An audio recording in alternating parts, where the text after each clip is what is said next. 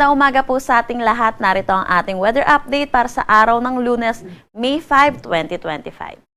Meron pa rin naman tayong binabantayang low pressure area dito sa loob ng ating Philippine Area of Responsibility. At kung makikita natin dito sa satellite imagery po natin, palayo na rin po ito ng ating kalupaan. Huli itong namataan sa line 460 kilometers west ng Coron, Palawan. Nananatili na mababa yung tsansa neto na maging isang ganap na bagyo at ang possible scenario po neto ay lumabas ng ating Philippine Area of Responsibility or mag-dissipate or malusaw. Samantala, meron pa rin naman tayong easterlies or yung mainit at malinsangan na hangin na nanggagaling sa dagat Pasipiko na umiiral dito sa malaking bahagi ng ating bansa. Ito rin po yung nagdadala ng mainit at malinsangan na panahon po sa atin. Wala naman tayong minomonitor na low pressure area na possible na sumunod dito sa binabantayan po natin sa loob ng ating PAR. At possible, easterlies or yung mainit at malinsangan na hangin ang iiral sa malaking bahagi po ng ating bansa sa mga susunod na araw.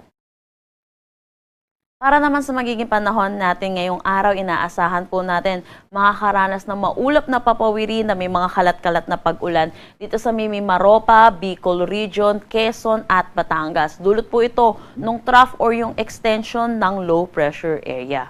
For Metro Manila at the rest of Luzon, asahan naman po natin magiging maaliwalas ang ating panahon pero asahan din po natin yung init at alinsangan lalo na sa tanghali hanggang hapon na may mataas na tsansa ng mga localized thunderstorm lalo na sa hapon at sa gabi.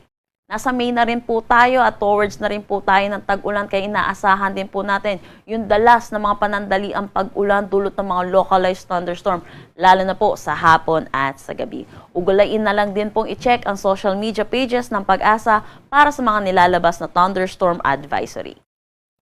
Agwat ng temperatura for Metro Manila 25 to 34 degrees Celsius, Lawag 25 to 33 degrees Celsius. For Tuguegarao, asahan natin na 27 to 37 degrees Celsius, Baguio 18 to 26 degrees Celsius.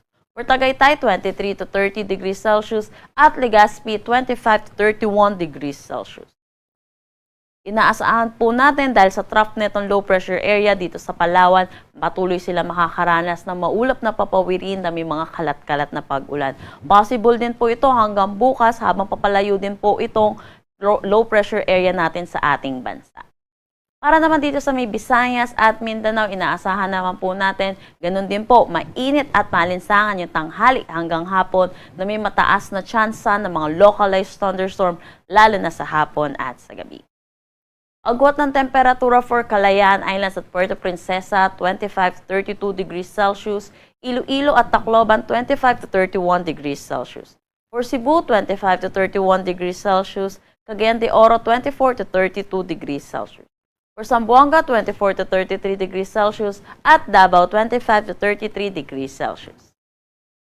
Para naman sa heat index natin ngayong araw, inaasahan po natin for Metro Manila, 41 to 43 degrees Celsius at ang possible na pinakamataas po nating maitala ngayong araw ay 45 degrees Celsius. Dito ito sa may Infanta, Quezon. Wala naman tayong nakataas na anumang gale warning sa anumang seaboards ng ating bansa. Ang sunrise mamaya ay 5:32 a.m. at ang sunset mamaya ay 6:14